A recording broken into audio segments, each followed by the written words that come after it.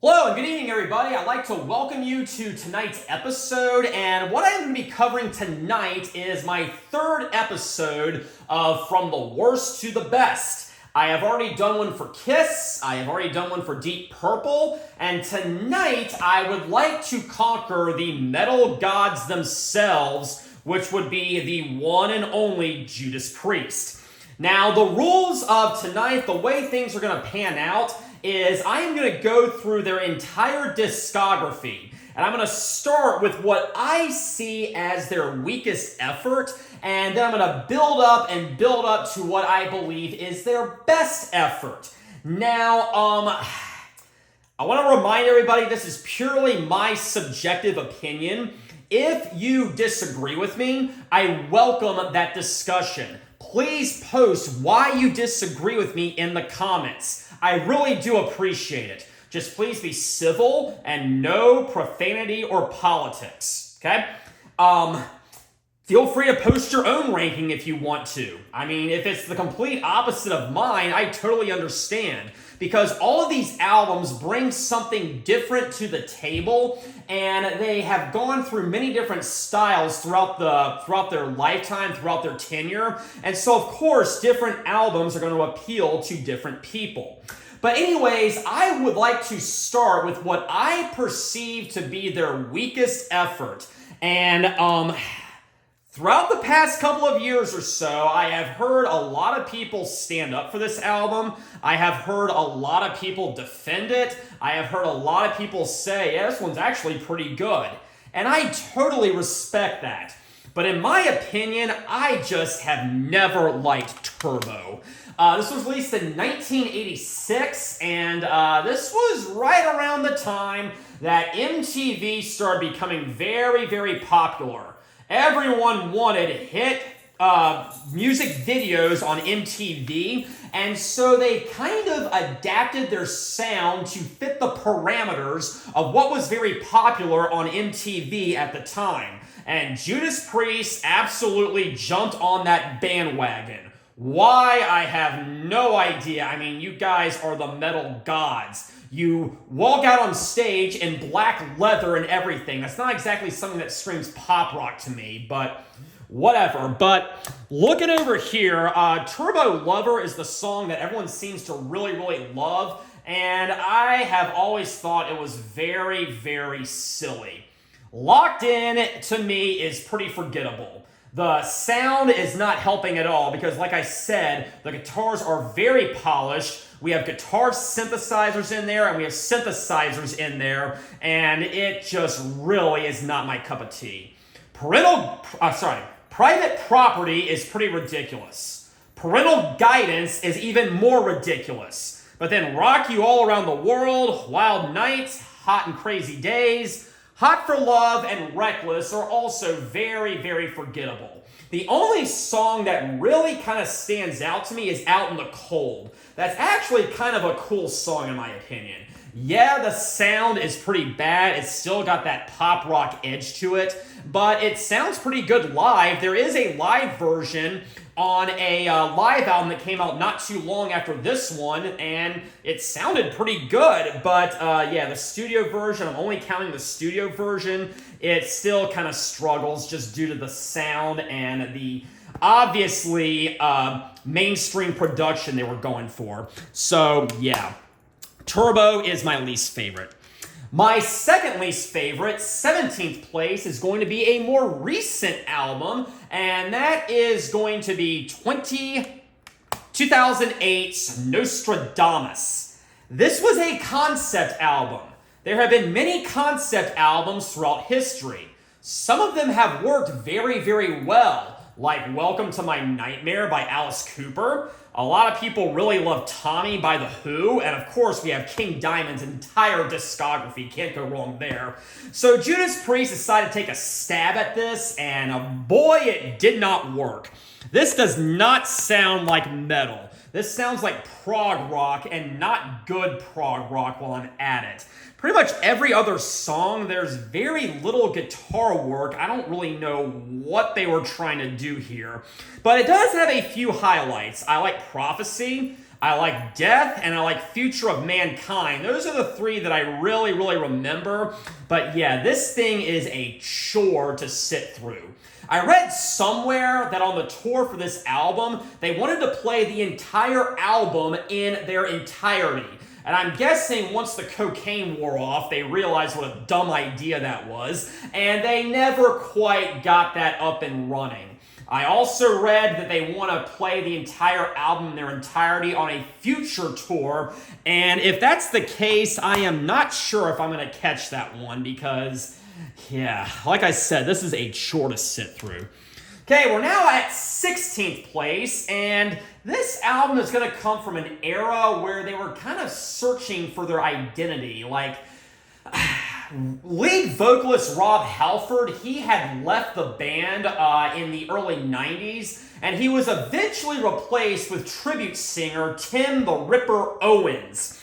And they put out 2 albums in the late 90s, early 2000s, and they were okay for what they were. My 16th place is going to be the second album with Ripper Owens, and that is 2001's Demolition.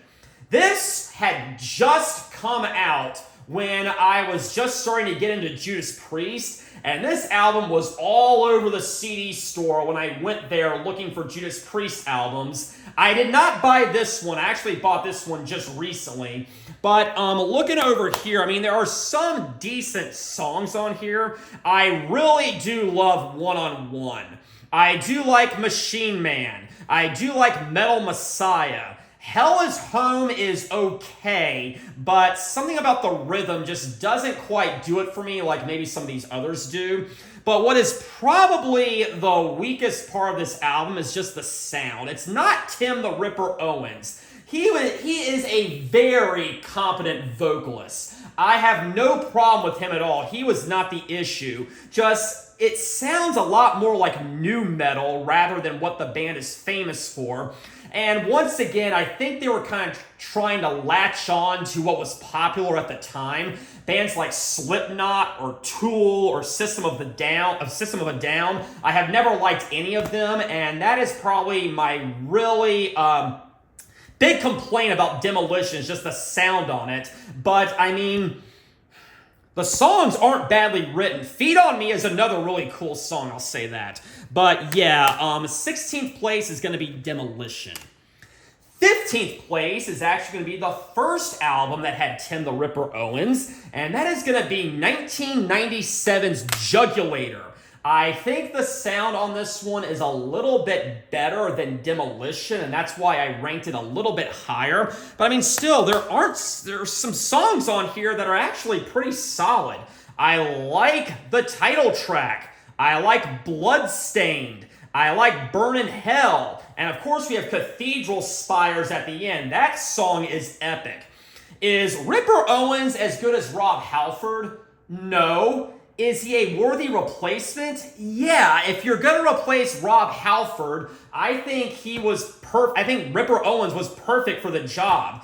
But like I said, they're missing Rob Halford's songwriting. He had at least a writing credit on most of the songs of all the previous albums, so his influence is definitely missed. This may not have worked out as well as they had hoped, but I'll definitely take this over nothing. So that was 15th place.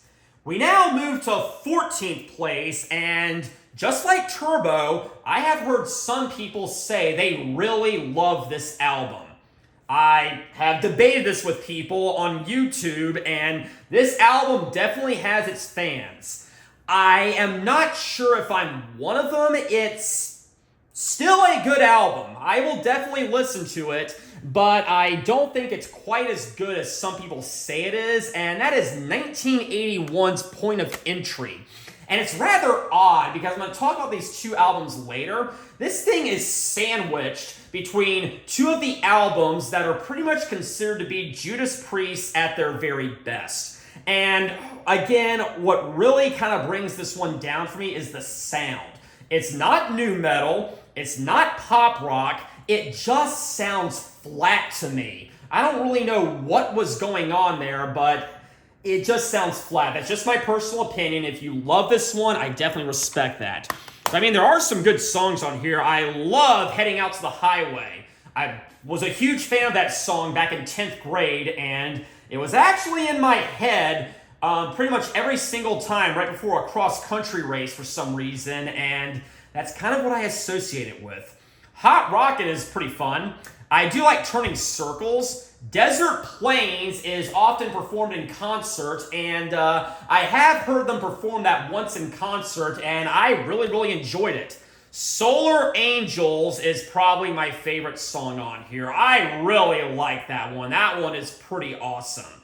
The rest of the album is hit and miss. We have You Say Yes, All the Way, Troubleshooter, which really just makes me wish I was listening to Living After Midnight, but there's that. And it concludes with On the Run. So, not a great album. Definitely less than it could have been, but, still, a fun listen.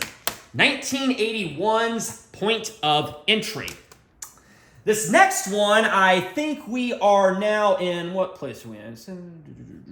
We're now in 13th place, and this should have been the greatest thing ever. It really should have.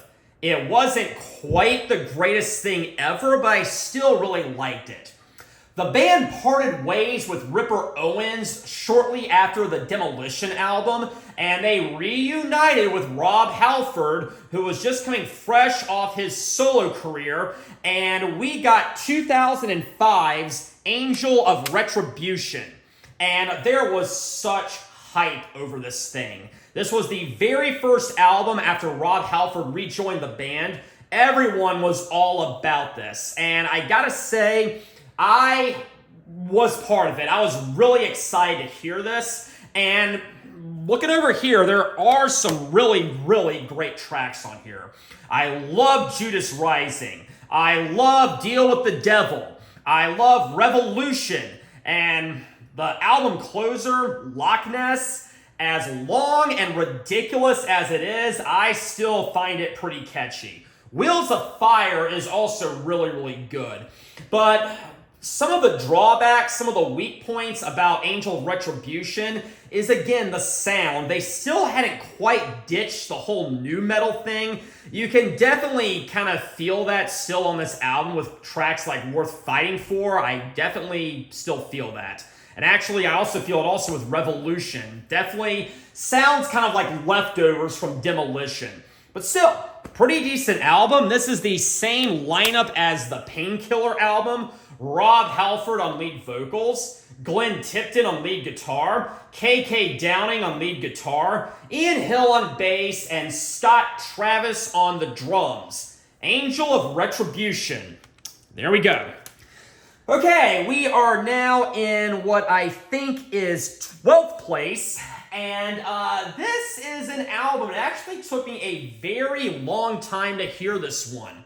For whatever reason, when I was building up my Judas Priest discography collection, this one kind of fell through the cracks for some reason. I'm not exactly sure why, but it just did. I just never quite got around to it. I think I read a review of it and it was very negative, so I just kind of skipped it. But just recently, I decided to complete my Judas Priest album collection, and of course, I had to get this one.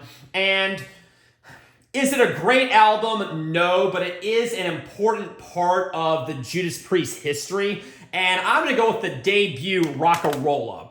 That is the original artwork from what I understand. It has a little Coke bottle on it. Yeah, you can kind of get the pun right there.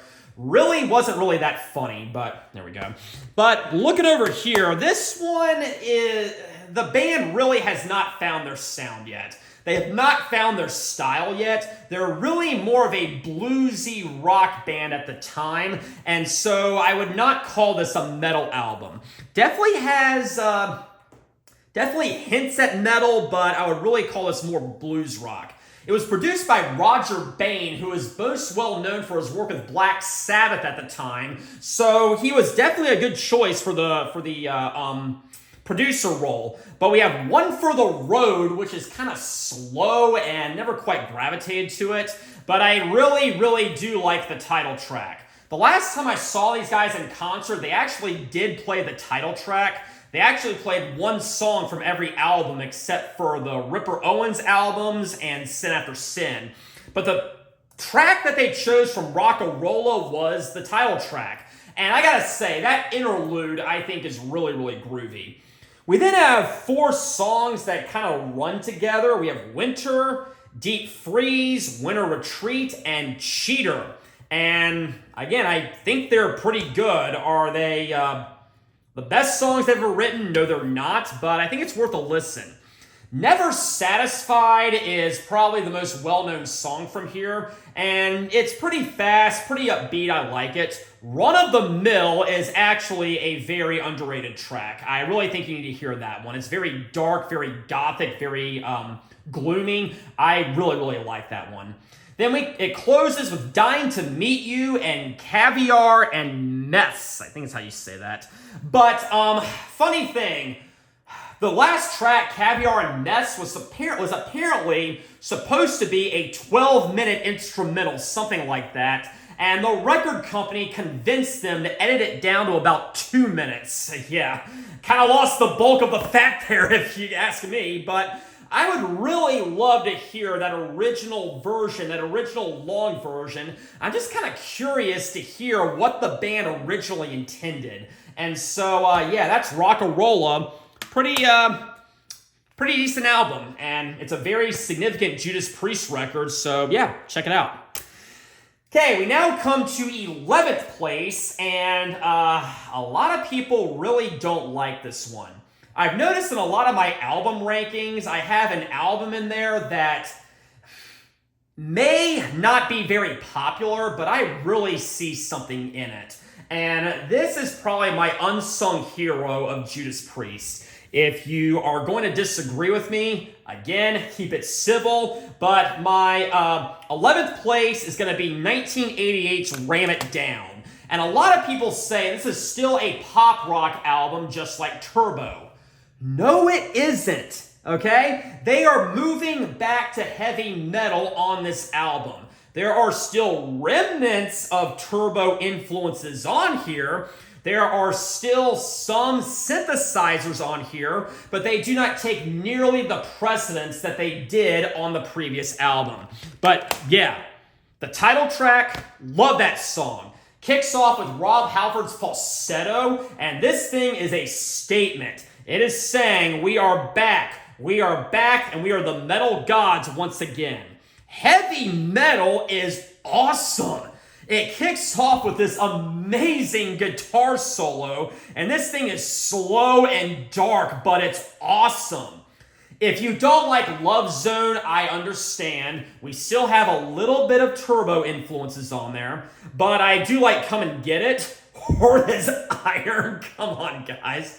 Subtlety is a thing of the past, apparently. Blood Red Skies may be the best song on here. I heard them perform this the last time I saw them in concert in 2021. This thing is anthemic. And I gotta say, in the interlude where he says, I will stand, I will fight, you'll never take me alive, I went absolutely crazy. That is awesome. I'm a Rocker and Love You to Death are pretty forgettable, I'll say that. We have a Chuck Berry cover of Johnny B. Good. I am not going to excuse that, but it exists. But Monsters of Rock closes things very, very nicely. So guys, no, this is not a pop rock album. This is a metal album. Has some pop rock influences on it, but this is nothing like Turbo. And I do recommend Ram It Down. Okay, we now come to 10th place. I think I have that right. And this would be the very first album without founding member KK Downing. I remember hearing a lot of negative reviews on this one when I first bought it, and I did not understand it. I did not understand why people didn't like it. Sure, it's not the greatest thing ever, but I really do like Redeemer of Souls from 2014. So yeah, we got a nice little digipack here, as you can see, kind of folds out, as you can see. And we have a bonus disc over there. But I'm only going to be counting the main disc, which is the first disc. I am not counting bonus tracks, but Dragonaut is absolutely incredible. I like the title track, Halls of Valhalla. Wow, that's awesome. The Sword of Damocles. I am sure I am saying that wrong, but whatever. That's a cool track. March of the Damned is also awesome. But yeah, the second half is a little bit not quite as good as the first half. It has nothing to do with the sound. The sound is there. Just some of the songwriting just doesn't quite have the hook that I wanted it to. But I do like Battle Cry. Battle Cry is pretty awesome. But that was Redeemer of Souls, and to those people out there who don't like it, I think you need to listen to it again because I see nothing wrong with this one. I really enjoy it. All right, that was the bottom half. We are now in the top half, and we're now at 9th place.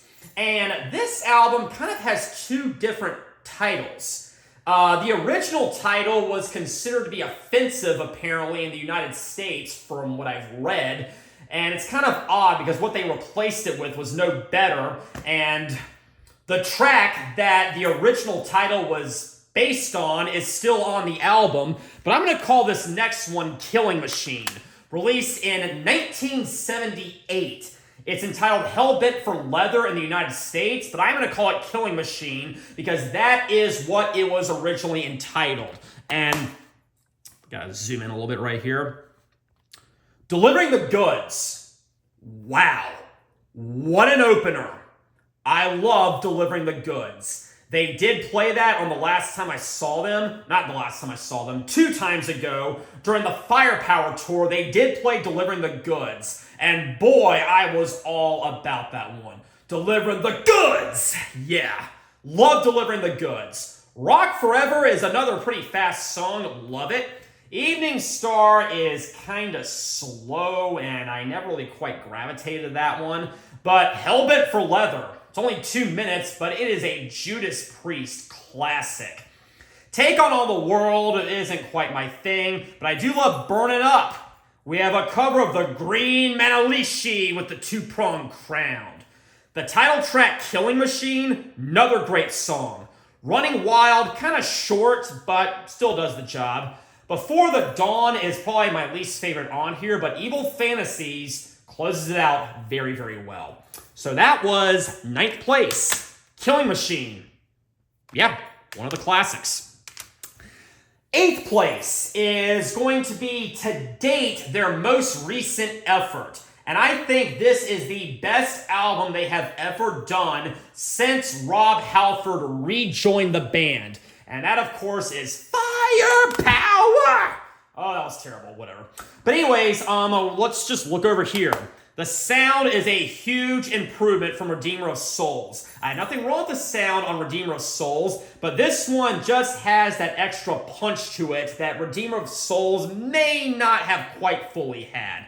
KK Downing is still not on this one. He was replaced by Richie Faulkner, who is still a very talented guitarist. I have nothing but the highest respect for him. But the title track, I love it. Lightning Strikes is, I think, the big hit single off this one. Love it. I love Evil Never Dies. Never the Heroes is kind of a slower one, but it's got a very aggressive feel to it. I love Never the Heroes, along with Necromancer. The middle may be kind of the weakest part. It gets a little bit less memorable in the middle, but I do like Children of the Sun. I love Rising from Ruins. I love No Surrender, but Sea of Red is a great album closer, and I do recommend that one. So Firepower, pretty high up there. That was my 8th pick. We now come to 7th place, and I'm going to go back to the early days. And this is actually kind of a transitional album, in my opinion. They start out, like I said, with Rocka Rolla being a very blues-based band, and it was good for what it was, but they are now starting to make a move towards what I consider to be their signature sound. They may not fully be there yet, but they're definitely making progress, and this is going to be 1976's Sad Wings of Destiny. Oh yeah, a lot of these songs are still performed live today. Victim of Changes is one of the greatest Judas Priest songs ever. It sounds a little bit slower here, a little bit less aggressive than what we hear in concert, but I have seen these guys 3 times, and twice they played Victim of Changes. It is a metal masterpiece, and it is only improved by the live version. Totally recommend that one. I love The Ripper. It's only about 2 minutes, but it's very fast, and it has got a great rhythm to it, and it's another Judas Priest classic. Funny story about this one. The first time I heard this song, it was actually not the Judas Priest version. I was into Judas Priest at the time, but I hadn't gotten around to hearing this one, and I actually heard the Merciful Fate version first. I mean, if anyone was going to try to emulate Rob Halford, King Diamond is a great choice right there, because they are both very proficient in the whole falsetto thing. But, that's a story I have about that one. We then have 2 songs that kind of go together, Dreamer Deceiver and Deceiver. And I think I like Dreamer Deceiver better. This is one of the slower songs, and back then they did a lot of very, very slow songs. They're kind of these very haunting ballads, I guess you could say, but I think Dreamer Deceiver pulls it off very, very nicely, okay? It kind of builds up until it fades into Deceiver, which is only about 2 minutes and 44 seconds, and it's a lot faster than Dreamer Deceiver. Tyrant, another classic Judas Priest song. I have heard them play this once, the second time I heard them. Genocide. Ooh, that is a killer right there. Love Genocide. Epitaph is a piano ballad. I know some people like that one. I do not do piano ballads from bands like Judas Priest. In fact, I really don't do piano ballads at all. If you like it, fine. Not my cup of tea. But it closes out very well with Island of Domination. There's a segue from Epitaph to Island of Domination. Yeah, closes out well. Sad Wings of Destiny. Solid album. We are now in 6th place, and by this point, the band had fully recovered from the disaster of Turbo. They ran it down, was kind of a bridge between Turbo and this next album, but this is 1990's Painkiller. Very first album with current drummer Scott Travis, and he was a great replacement for Dave Holland, who had been on the previous 6 releases. The title track. Wow. What an opener. Whoa. One of the greatest Judas Priest songs ever. I've heard them play this twice in concert. I went absolutely berserk. One of the greatest metal songs ever. And when they come back with the chorus after the interlude, boy, that just gets my blood pumping every single time. Hell Patrol is also very solid. I love All Guns Blazing. Leather Rebel is also pretty solid. I do like Metal Meltdown. Like heavy metal, it started with a very, very explosive guitar solo. Is the guitar solo as good as the heavy metal? Maybe not. It's still a very fast, ferocious, and good metal song. Then we have Nightcrawler. Pretty good. Between the Hammer and the Anvil is probably the weakest song on here. It sounds way too much like Leather Rebel in my opinion. But then A Touch of Evil and the closer, One Shot at Glory. Awesome songs. I have heard both of those live. I heard A Touch of Evil live, and I heard One Shot at Glory live. A Touch of Evil is probably the second best song on here, aside from the title track. Maybe not. But that was Painkiller. Okay, top 5 territory now. And this next one, I have heard people say this is the best one. I definitely respect this one.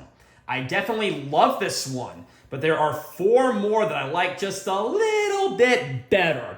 By this point, they had perfected their sound, and they were about to reach their full potential, and that was 1980's British Steel.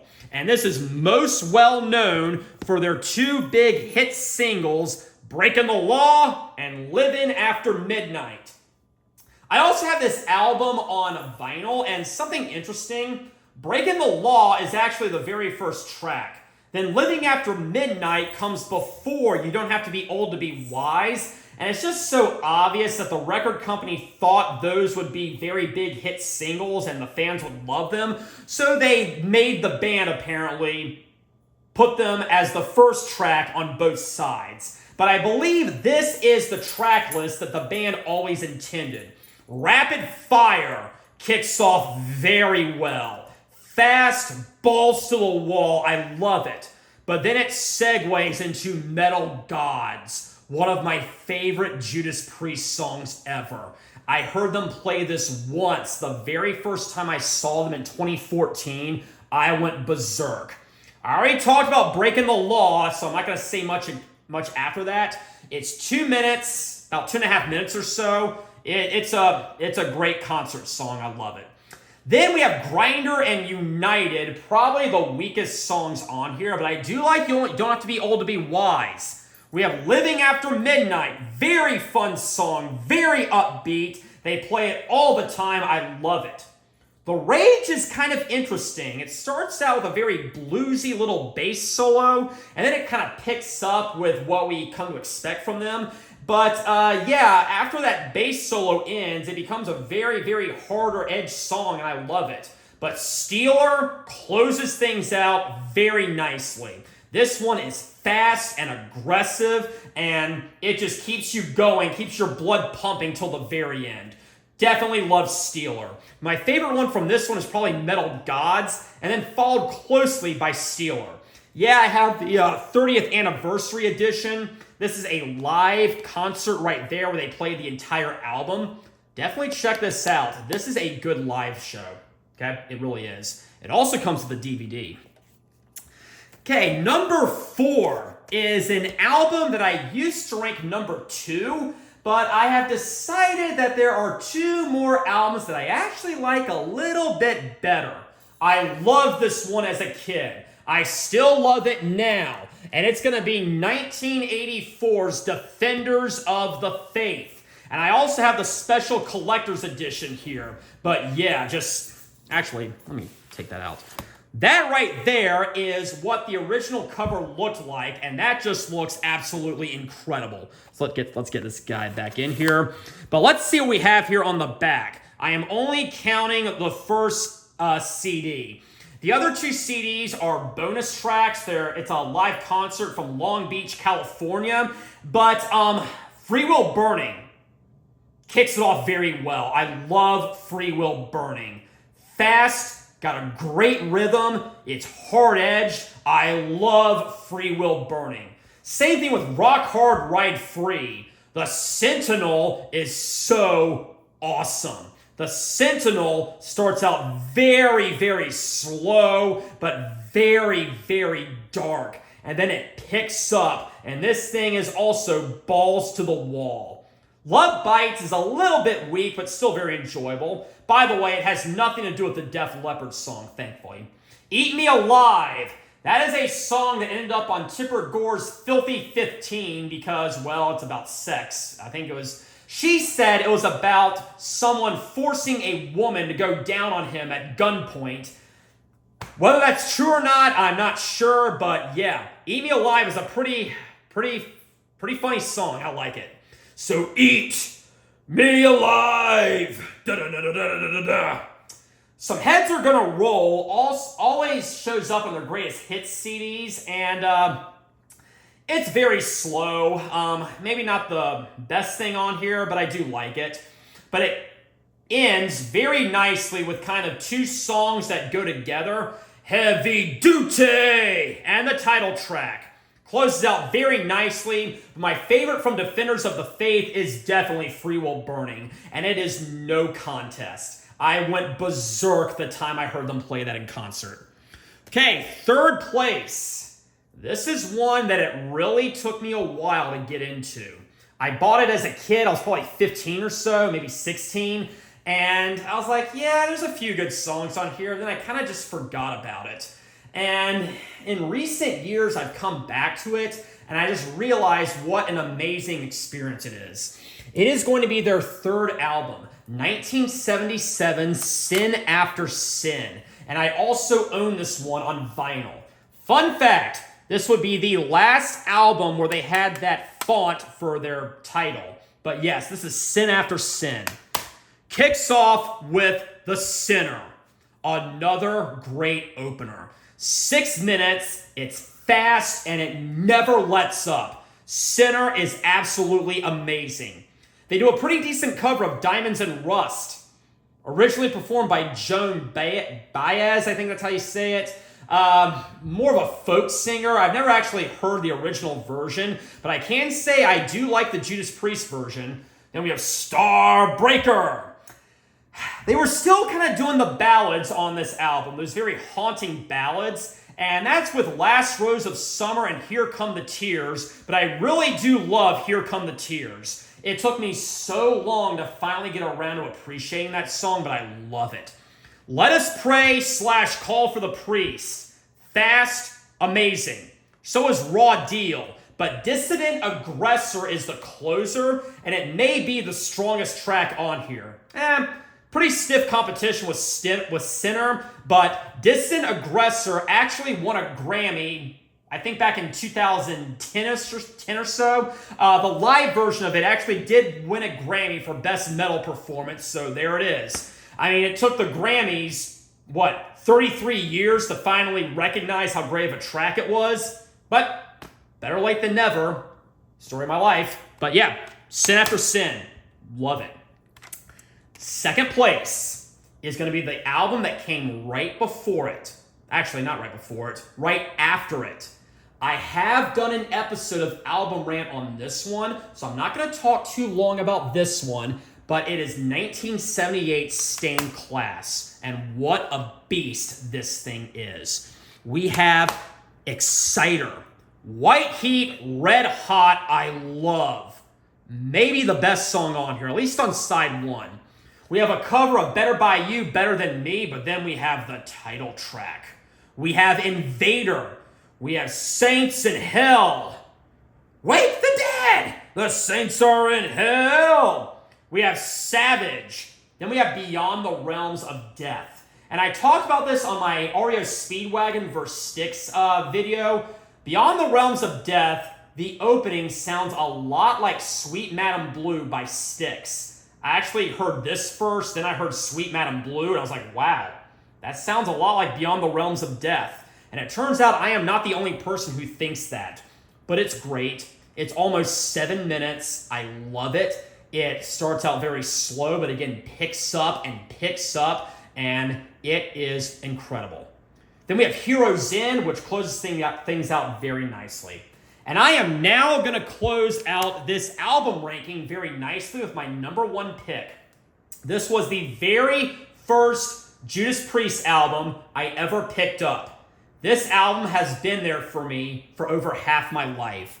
It is 1982's Screaming for Vengeance. And every song on here is incredibly strong and amazing. We have the Hellion and Electric Eye. 2 more songs that go together, they fade into each other. Apparently, the Hellion is only like 38 seconds or so, but both parts sound very different from each other, and I think that's why they separated them out. But even though they sound very, very different, they go together very well. Riding on the Wind, The Bloodstone. Great songs, very aggressive, very, very classic Judas Priest. Take These Chains and Pain and Pleasure are probably the weakest ones on here, but we have the title track, Screaming for Vengeance, gets me so pumped up. You've Got Another Thing Coming. May very well be the most popular Judas Priest song out there. They always play it live. It was the very first Judas Priest song I ever heard. I love it. Fever is a little bit weaker, but still very strong. But The Devil's Child is a great album closer. I have heard them play this once in concert. I love it. I believe you're the devil's child. Great track, great album, great band. That is my number one pick, Screaming for Vengeance. And I want to thank you all very much for joining me this evening. Let me go ahead and recap very quickly. Number one, Screaming for Vengeance. Number 2, Stained Class. Number 3, Sin After Sin. Number 4, Defenders of the Faith. Number 5, British Steel. Number 6, Painkiller. Number 7, Sad Wings of Destiny. Number 8, Firepower. Number 9, Killing Machine. Number 10, Redeemer of Souls. Number 11, Ram It Down. Number 12, Rocka Rolla. Number 13, Angel of Retribution. Number 14, Point of Entry. Number 15, Jugulator. Number 16, Demolition. 17, Nostradamus. And well-deserved, number 18, Turbo. Thank you all for joining me on tonight's episode of From the Worst to the Best. I was starting to get a little bit tired there towards the end, but I made it, so thank you very much. Next time, I want to talk about a killer album, but until then, have a very pleasant evening.